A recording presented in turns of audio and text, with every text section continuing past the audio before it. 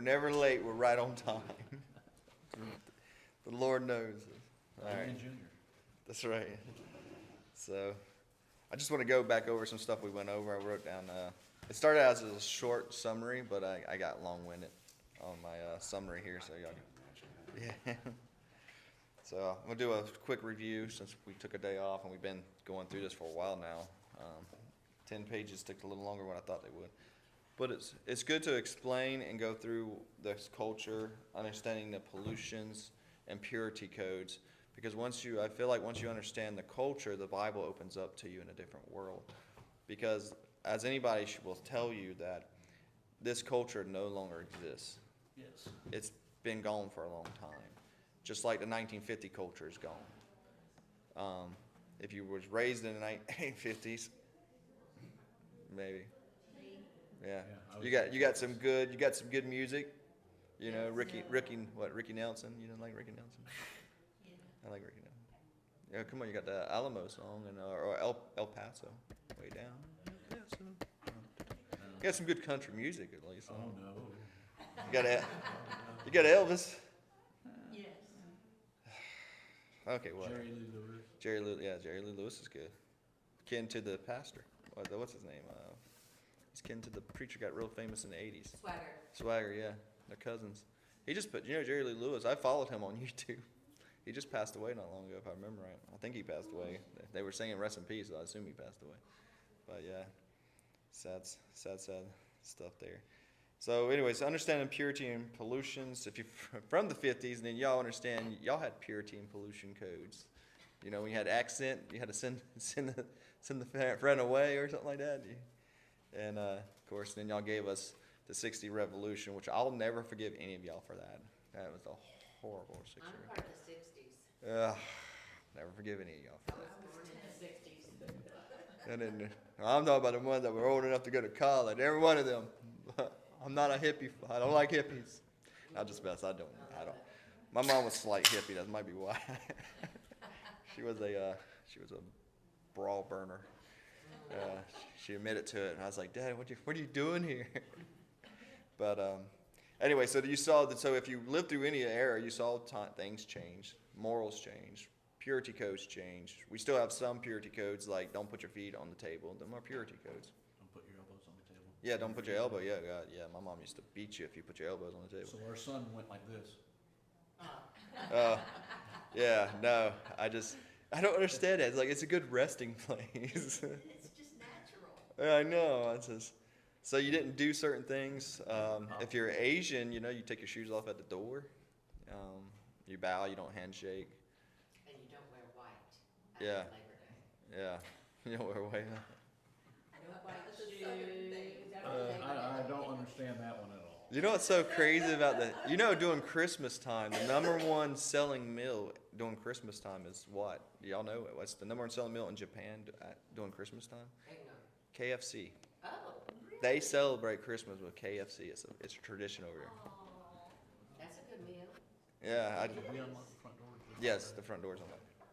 So, anyways, to begin, in the first part of our study, we began with the story of two cultures. We talked about the Greeks and the Jews.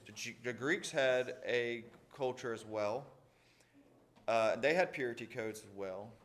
One of the purity codes was hospitality, which I gave the example when we did it of Odysseus, and I forget the name of Poseidon's one-eyed son there, the Cyclops, that did not offer Odysseus hospitality, and they had to escape out because he's eating them. You don't eat your guests. Back in the day, you were responsible. Unless you're Jeffrey Dahmer. Back in the day, you were responsible if someone came upon your property in the daytime, at least, because the Torah tells you if a man enters your house at night or comes on your property at night, you can actually kill the guy, and you're not guilty of his blood because he may be coming. If he doesn't announce himself, and he just shows up on your property, he's there. It's taken as a negative. He's there to kill you or hurt you.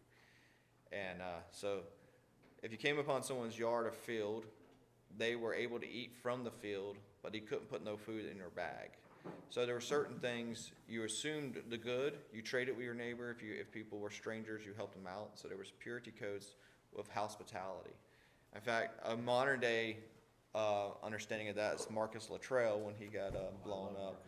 And he got into the village protected him because that's hospitality rules. Once you come upon someone's gate or door, they have to protect you. Fight to the death. Yeah, Protect you. because it matters. You see this also, that you see something similar with Lot when the angels appear in Sodom and Gomorrah. Lot allows them to come under his door. He's willing to even trade his daughters so he would not receive shame. Shame and honor was a big thing for ancient people. To bring shame upon your household was a death sentence. Once you brought shame, nobody would trade with you. You were cut off from your own family, your own tribe, and therefore you were cut off from everybody else's tribe. Because if you were kicked out of your tribe, they took it as a bad omen a lot of times. So we see two cultures which was colliding together because the rise and fall of Alexander the Great and his desires for the people of the nations being united under his control. Just mainly talk about the New Testament, so I was just keeping us in the New Testament era. With the spread of Alexander the Great, Hellenistic worldview spread out as well. Colosseums, philosophy, theater, all that was connected to the Greek gods. All that was not allowed in the Jewish home. So the Greeks had one culture of clean and unclean, and the Jews had another culture of clean and unclean. Both saw each other as clean and unclean, or as unclean. All right.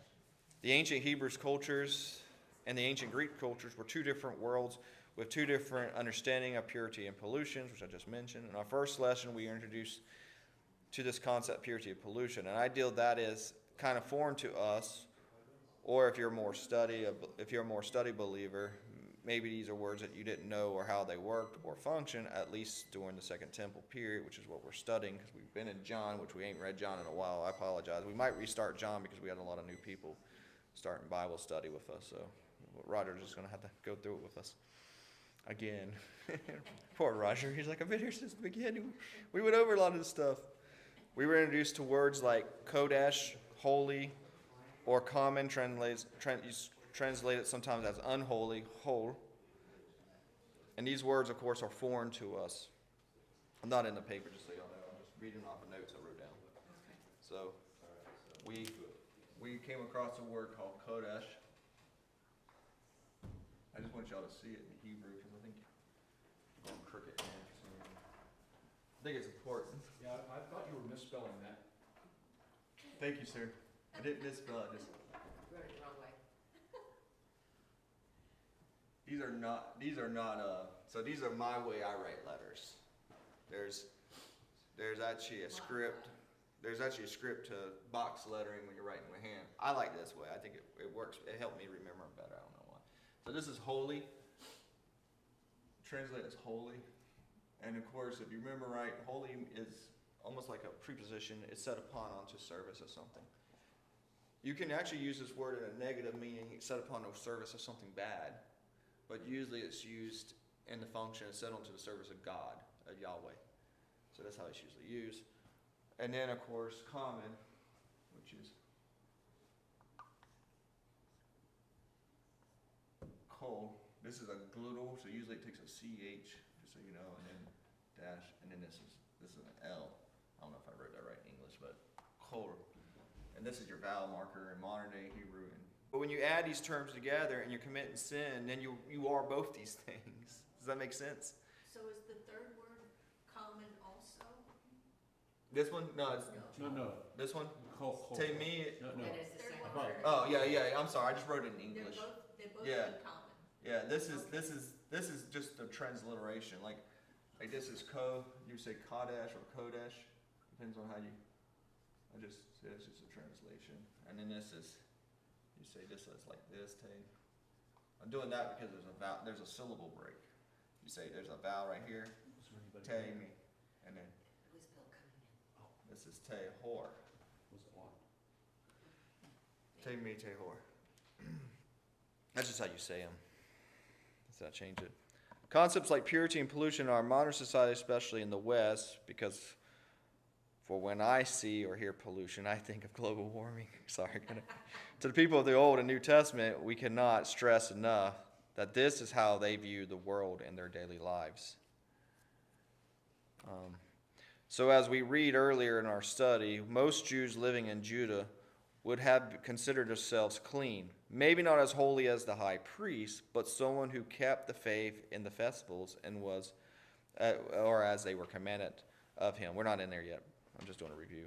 As we move through the study of our culture, of the Bible, we also notice that when God established the Torah, he created categories or roles, right? Once you establish a high priest, now you have order. And that's what God is mainly doing. And what is called the priesthood. And really, or a really special role called the high priest. So there's a priesthood and the high priest. The priesthood is from the line of Aaron, and the high priest comes out of the line of Aaron. But the Levites serve the temple. They are not ever a priest or a high priest. They're always serving in the tabernacle or temple, but they can never be chosen as high priest. Unfortunately, this is a problem when you get to the New Testament, right before Jesus walks the earth. You get Hyrcanus, who establishes himself as a high priest because he's a Hasmonean. Because it becomes a political role, right?